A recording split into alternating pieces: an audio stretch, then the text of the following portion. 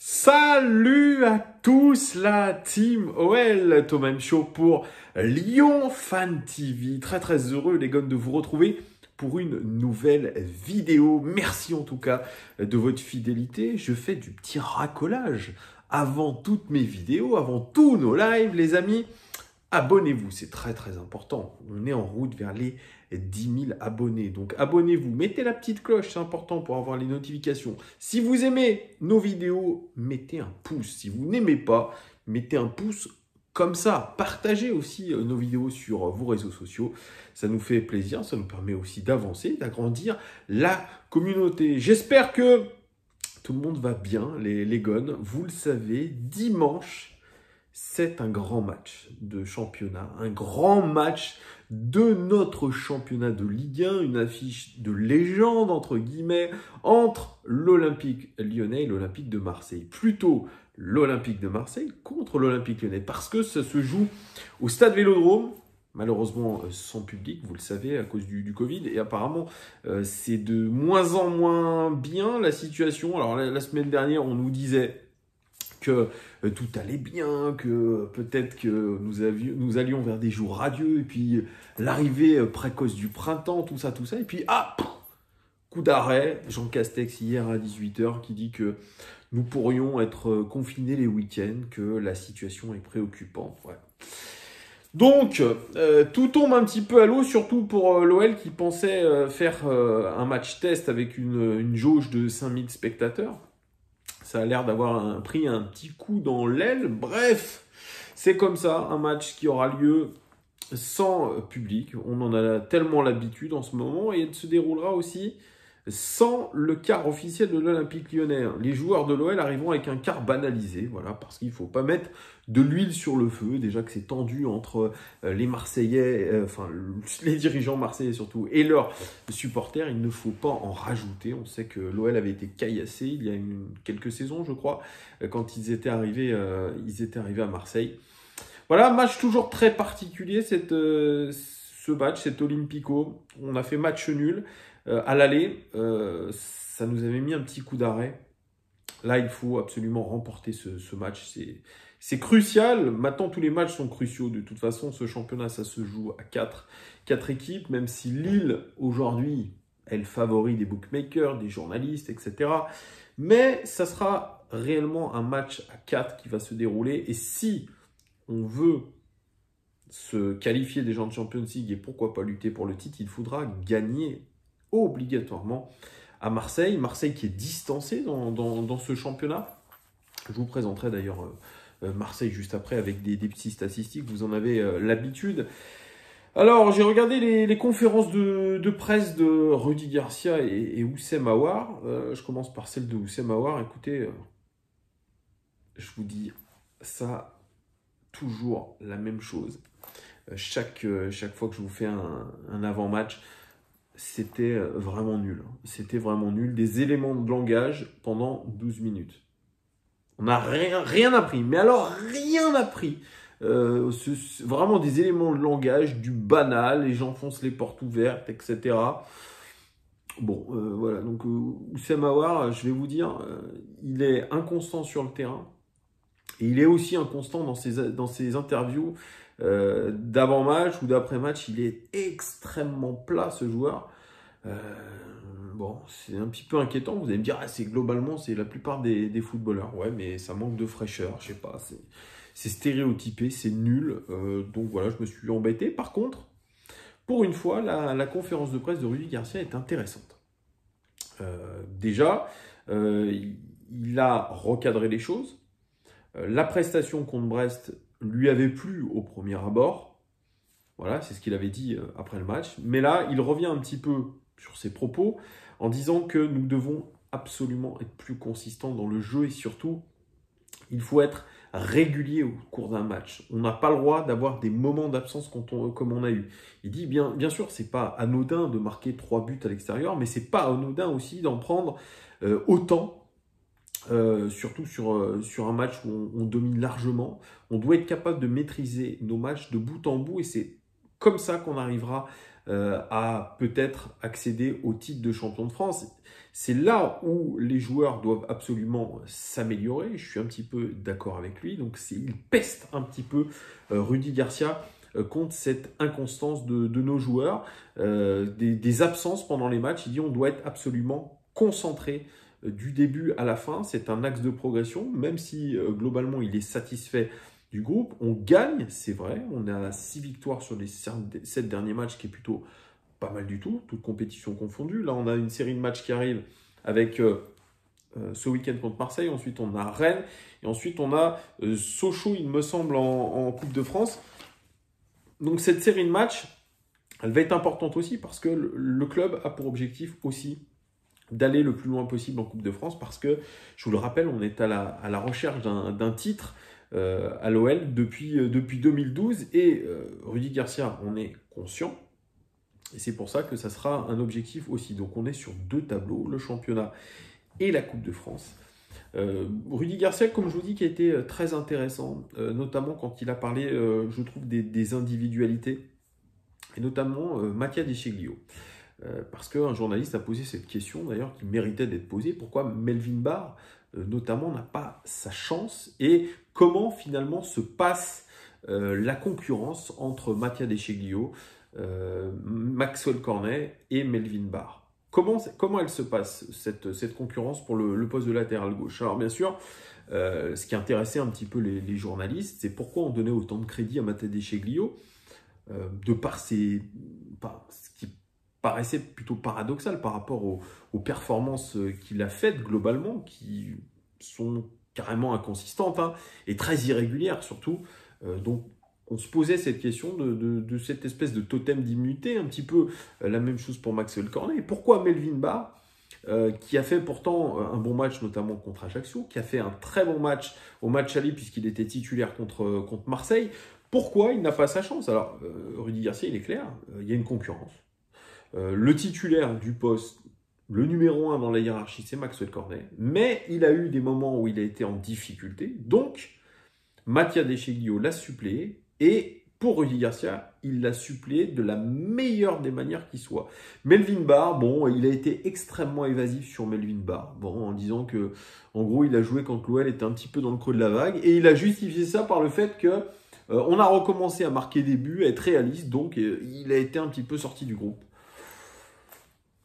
Ça n'a aucun lien, aucun rapport, donc voilà. Mais bon, Melvin Barr, je crois que dans l'esprit de Rudy Garcia, il est bien numéro 3 au poste de latéral gauche. Mais il a fait des éloges de Mattia Descheglio. Il a même dit que c'était une superbe pioche. C'est un joueur qui est exemplaire sur le terrain. Dixit Rudy Garcia. Exemplaire à l'entraînement. Et pas qu'à l'entraînement, parce que c'est un joueur qui a un niveau de professionnalisme, selon Rudy Garcia, qui est incroyable. C'est quelqu'un qui vient tôt aux entraînements. C'est quelqu'un qui s'entraîne fort aux entraînements. C'est quelqu'un qui, ensuite, quand il rentre chez lui, fait tout ce qui est le travail invisible, qui le rend encore plus compétitif. C'est un exemple, il le cite en exemple dans le vestiaire en disant si on n'avait que des Mattia Descheglio dans l'équipe, eh bien peut-être qu'on s'en sortirait encore mieux. Il dit que ça fait partie de son management. À l'époque, à Lille, il avait Florent Malmon en exemple. Là, il a Mattia Descheglio. Mattia Descheglio, c'est un exemple pour tous les joueurs de l'Olympique Lyonnais en termes de professionnalisme. Alors, c'est ce que je vous ai dit. Il est passé par la Juve, où il a gagné un titre avec la Juve. Il est passé par le Milan, une internationale italien. C'est pour ça que moi le premier, je m'étonnais de ses performances en dents de scie. Alors selon Rudy Garcia, quand il est sur le terrain, c'est plus fluide, les ressorties de balles sont plus fluides. Quand il doit transmettre le ballon, c'est dans des bonnes conditions. Franchement, là je suis pas d'accord avec lui. On ne doit pas avoir les mêmes matchs, mais de ce qu'on a vu de Mattia Descheglio, c'est bien trop insuffisant. C'est bien trop insuffisant. Mais comme c'est son choix, au niveau des transferts, c'est lui qui a fait le forcing pour l'avoir, et bien évidemment il faut l'encenser, etc. Il parle plutôt de Mattia Descheglio comme un leader du groupe qui parle quand il le faut et qui est écouté. Mattia Descheglio en plus il parle français, très bien le français maintenant, donc effectivement je crois que Rudy Garcia a envie de le placer comme un cadre. Donc on suppose que l'option d'achat sera levée. Après, est-ce que ça dépend de l'avenir de Rudy Garcia? Je n'en sais rien, mais en tout cas, ça m'a paru assez assez surréaliste de donner des louanges à un joueur qui paraît extrêmement discret quand même quand il est sur le terrain, que ce soit par la parole. Peut-être que j'entends pas tout, mais en tout cas, de ce que je vois du body language, je le trouve plutôt timide, plutôt renfermé. Et les prestations sont loin d'être incroyables. Et il est loin d'être un titulaire indiscutable quand même, puisqu'il y a la concurrence de Maxwell Cornet, qui est, dans l'esprit de Rudy Garcia, le numéro 1. Et puis, il a parlé de Ryan Cherki. Et ça, c'est intéressant parce qu'il y a eu une interview de Islam Slimani. Et Islam Slimani, il a dit « J'ai jamais vu un talent comme ça à 17 ans. Par contre, il faut qu'il prenne conscience qu'il doit travailler. » Ça, c'est un discours qui revient beaucoup avec Ryan Cherki. Et les premiers mots de Rudy Garcia dans cette conférence de presse, ils ont été importants. Il dit « Le problème aujourd'hui, c'est qu'on est obligé, dans le football moderne, de faire signer des joueurs très rapidement. Sinon, il y a toc toc toc, le Real Madrid, toc toc toc, Manchester United qui frappe à la porte et qui essaye de ravir les joueurs. » C'est ce qu'a dit d'ailleurs en substance Leonardo dans une récente interview. Il a dit voilà, nous on a un problème au Paris Saint-Germain, c'est qu'on a une fuite de ces joueurs, de ces jeunes joueurs. On ne peut pas nous dire qu'on ne les a pas fait jouer. On a fait jouer Tanguy Kouassi, on a fait jouer Dagba, on a fait jouer etc. etc. On ne peut pas nous dire qu'on ne fait pas jouer les jeunes du centre de formation. C'est toujours la même diatribe d'ailleurs, que ce soit Leonardo, que ce soit Garcia, c'est on fait jouer les jeunes, on ne peut pas nous dire qu'on ne fait pas jouer les jeunes, etc. Et quand on voit que, par exemple, un Tanguy Kouassi au Paris Saint-Germain est parti au Bayern Munich, il a passé 1 an sans jouer. Et ce que dit Leonardo, c'est terrible.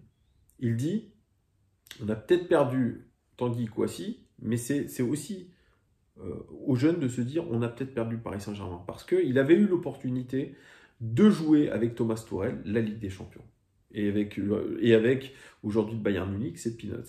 Et c'est un petit peu la même chose à l'Olympique Lyonnais. Il dit on donne trop vite, trop de choses aux jeunes, et donc ils n'ont pas la faim, ils n'ont pas envie. Mais je suis complètement d'accord avec lui. Le salaire de Ryan Cherki, il est entre 100 et 130 000 euros. C'est énormissime. On était, je vais dire quasiment en guerre, c'était un dossier prioritaire il y a 2 ans pour Jean-Michel Aulas. Il fallait absolument couver la pépite. Il y a eu la pression aussi des réseaux sociaux qui parlaient de faute professionnelle, sinon on n'arrivait pas à garder Ryan Cherki. Et donc le président Aulas en a fait une affaire personnelle, ça a été long, mais ils ont trouvé un accord avec la famille de Ryan Cherki pour le faire signer son premier contrat professionnel à l'Olympique Lyonnais. Contrat de 3 ans avec un salaire démentiel pour un jeune de cet âge-là. Ouais, je suis d'accord avec Rudy Garcia. Comment, aujourd'hui, vous voulez demander à un joueur qui touche 100 000 euros par mois, qui a 17 ans, 18 ans, 19 ans, lui demander de se bouger aux entraînements, de se challenger, d'être professionnel aussi. Parce que ce que dit Rudy Garcia, il dit, ouais, je dis pas ça pour Ryan Cherki en particulier, je dis ça pour tous les jeunes. Ils doivent prendre l'exemple de Mathia Descheguillo, il y a le travail invisible, il y a se faire mal, etc. Et il dit, l'arrivée de Jamel Benlamri, elle est importante pour Ryan parce qu'on est en train de finir son éducation. C'est ça, mais il a raison. Ils sont en train de l'éduquer. Et Ryan Cherki, il finit sur une note positive en disant, en ce moment, il est en train de progresser. Il fait des très bonnes choses à l'entraînement, je suis très satisfait. Ça, c'est quelque chose d'intéressant. C'est qu'il y a une espèce de prise de conscience chez Ryan Cherki du travail à fournir à l'entraînement. Il est couvé peut-être par Jamel Benlamri, par Slimani aussi, qui lui disent il faut que tu travailles, tu as du talent, mais il faut vraiment que tu bosses. Et là, Rudy Garcia était plutôt élogieux par rapport à sa semaine de travail, donc je ne serais pas étonné qu'il ait du temps de jeu assez conséquent contre Marseille. De là à être titulaire, je ne sais pas. Nous verrons bien, mais en tout cas, c'est plutôt de bon augure. Donc il a été plutôt loquace, Rudy Garcia, sur cette conférence de presse. Il ne s'est pas trop étalé sur cette équipe de Marseille. Voilà, juste, il faut gagner. On n'a pas le choix. Il faut gagner et il s'est surtout énervé sur le fait qu'on est irrégulier dans une rencontre et surtout sur le fait qu'on encaisse beaucoup de buts. D'ailleurs, je vous parlerai juste après de nos statistiques à nous qui sont aussi très intéressantes dans cette Ligue 1. Donc voilà, moi, pour une fois, j'ai apprécié écouter Rudy Garcia, c'était intéressant.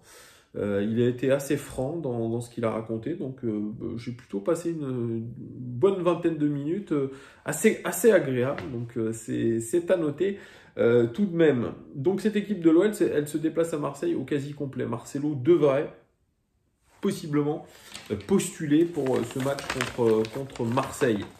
Alors, l'Olympique de Marseille, qui est en crise ouverte avec ses supporters, ça va pas très bien. Villas-Boas s'est barré. Ils ont un entraîneur intérimaire qui était l'entraîneur ou un responsable du centre de formation qui s'appelle Nasser Larguet. Nasser Larguet, il fait plutôt du bon job. C'est quelqu'un qui est très pédagogue. Quand il est en conférence de presse, il est très calme, très posé, pas un mot plus haut que l'autre. Même quand il a quelque chose à dire, il le dit toujours sur le même ton. Il garde son calme et surtout, ce qu'il a remis, c'est une concurrence saine au sein de l'Olympique de Marseille. Donc, exit le fait que Payet soit indétrônable, Thauvin surtout, voilà. Thauvin, bien sûr, il a été décisif, c'est ce que dit Nasser Larguet en conférence de presse. C'est quelqu'un qui est décisif, qui revient de blessure, qui va pouvoir repostuler pour l'Olympico. Mais voilà, aujourd'hui, il est au même niveau de concurrence que Kraoui, qui a fait de bons matchs. Donc voilà, tout le monde est sur le même pied d'égalité. Alors Nasser Larguet devrait vivre son dernier match sur le banc de l'Olympique de Marseille, il le sait, il le prend très bien, il reviendra au centre de formation. Ça devrait être Jorge Sampaoli qui devrait prendre sa succession. En tout cas, il sera bien, lui, sur le banc contre nous. Et il a fait passer ses messages, hein. Leur objectif, c'est surtout de récupérer des points, d'essayer de remonter au classement. C'est un petit peu un son de cloche différent pour Pape Gay qui est passé en conférence de presse. Lui, pour lui, c'est empêcher l'Olympique Lyonnais d'être champion de France. Voilà, lui, il est plus sur le côté rivalité que sur le côté on va prendre des points pour essayer de remonter au classement. Ils le savent aujourd'hui que c'est très compliqué. Les joueurs marseillais, qu'il y en a beaucoup qui seront plus là la saison prochaine, qu'il va y avoir un grand lessivage, que l'arrivée de Jorge Sampaoli, ça va être aussi un moyen de tout remettre à plat. C'est un coach qui paraît apparemment exigeant. Donc c'est peut-être aussi une occasion pour eux de montrer un petit peu à leur futur entraîneur qu'ils ont potentiellement la place de titulaire à récupérer. Bref. Donc l'Olympique de Marseille, 7e de Ligue 1 avec 38 points. Il devrait être encore plus loin, il devrait être 10e avec 33 points. Vous voyez qu'ils sont en surperformance, c'est assez hallucinant ça. Au niveau des buts inscrits, 33 buts inscrits par l'Olympique de Marseille, ils auraient dû en marquer 29. Ils sont en surperformance au niveau des buts. Au niveau des buts encaissés, 29 buts encaissés, c'est la 6e meilleure défense de Ligue 1. Ils sont plutôt cohérents avec les buts qu'ils encaissent. Ils auraient dû encaisser 31 buts. Vous voyez, 29-31, c'est quasiment la même chose. Donc, vous voyez, cet Olympique de Marseille, plutôt cohérent en défense, en attaque, en surperf. Et au niveau de la Ligue 1, ils sont carrément en surperformance. Donc, c'est une équipe vraiment un petit peu à la dérive quand même. Leur dernier match, un partout contre Nantes, avec une énorme boulette de Steve Mandanda. Ils jouent en 4-2-3-1. Alors, pour l'équipe qui va être mise en place contre nous, je ne peux pas vous en dire plus, je n'en sais rien. Même s'il y a eu un petit tacle de Nasser Larguet sur Michael Cuisance, ancien joueur du Bayern Munich, voilà, qui apparemment ne s'agrège pas au collectif. Bon, qui a des qualités individuelles, mais qui n'arrive pas à exprimer ça dans un collectif. Bon, voilà, c'était un petit peu la petite pique à Cuisance et à Thauvin aussi pour Nasser Larguet. J'aimerais qu'on revienne sur les statistiques un petit peu de l'Olympique lyonnais. Aujourd'hui, l'OL a 55 points. C'est d'ailleurs, je crois, un record depuis la saison 2006-2007, donc ça remonte. L'OL qui aussi est, je crois, sur une très très belle série à l'extérieur. On est quasiment invaincu, je crois, à l'extérieur. Donc c'est plutôt pas mal. On devrait être premier aujourd'hui de ce championnat avec 58 points, avec 3 points de plus les Gones. Donc vous voyez, on est hyper cohérent par rapport au championnat que nous sommes en train de faire actuellement. Au niveau des buts, on a marqué 54 buts. Nous sommes 2e meilleure attaque du championnat. On aurait dû mettre 60 buts. Donc on est clairement en sous-performance et nous sommes les premiers en termes d'expected goals. On se crée énormément d'occasions et vous voyez, on a encore une marge Imaginez si on était vraiment réaliste, ça pourrait être monstrueux, mais je pense, par rapport à notre début de championnat, c'est par rapport à ce qu'on a raté aussi sur les derniers matchs. On est quand même une équipe qui, je crois, fait régulièrement plus de 2 expected goals par match, et ça, c'est énorme. Au niveau des buts encaissés, 24 buts encaissés, 3e meilleure défense du championnat pour l'Olympique Lyonnais. Et en termes d'expected goals encaissés, 24 aussi, on est hyper cohérent par rapport à notre défense. Donc, bon, Rudy Garcia dit on prend trop de buts, mais au final, globalement, c'est vraiment pas mal du tout. C'est très cohérent, on a une bonne défense. 3e meilleure défense, c'est quand même pas rien. Donc, moi, je suis quand même plutôt positif. Je pense que l'OL a les armes pour gagner à Marseille. De toute façon, il n'y a pas à se poser de questions. On doit aller gagner à Marseille. C'est évident, ça passe par des gros matchs. On a déjà fait des gros matchs au Vélodrome contre Marseille. Je me rappelle de ce match épique qui avait fini d'ailleurs en bagarre où Memphis marquait à la dernière minute et le sang de son arcade coule. C'était extraordinaire avec, je crois, un but d'Awar aussi magnifique. Ça, c'était des vrais beaux moments, des vrais beaux moments d'émotion. Des matchs comme ça, je pense que les joueurs, ça les motive. De toute façon, ils savent que c'est un match particulier. Qui aura force. Il y a toujours des petites phrases, il y a toujours des coups échangés. Vous voyez, c'est très intense cet Olympico. Certes, sans le public, il y a un petit goût amer parce qu'il y a toujours quelque chose à Marseille dans les tribunes. C'est bouillant. Et donc, le fait qu'il n'y ait personne, eh ben, ça donne un peu moins de saveur. Je suis bien d'accord. Mais c'est pour ça que cet Olympique Lyonnais, je crois que le match, quand même, gagné dans la douleur contre Brest, pour moi, il donne un avantage psychologique. Forcément. Même si on a gagné dans la difficulté, on a gagné. Aujourd'hui, voilà, l'OL, je pense, et Rudy Garcia ont recadré les choses. Ce qui n'a pas été. Et je pense que les joueurs ont bien travaillé. Et je crois qu'on est largement capable d'aller gagner à Marseille, même si, voilà, il y a l'effet peut-être de l'arrivée d'un nouvel entraîneur, le fait qu'une concurrence plus saine se soit faite, l'envie aussi peut-être de se rattraper, je ne sais pas. Il y a beaucoup de choses. Il y a beaucoup de choses qui va se jouer sur ce match-là. Donc, si je dois dégager une équipe pour ce match, je dirais que ça sera probablement un 4-3-3 encore avec Lopez dans les cages. Défense centrale, si Marcelo est apte, ça sera Donayer Marcelo. À droite, Léo Dubois. À gauche, bien, je pense que ce sera Mattia Descheglio. Ce sera Mattia Descheglio à gauche. Dans le milieu à 3, point de basse, je pense que Guimarães sera en point de basse. À gauche, on aura Oussem Aouar. À droite, Paqueta. Et attaque à 3 avec...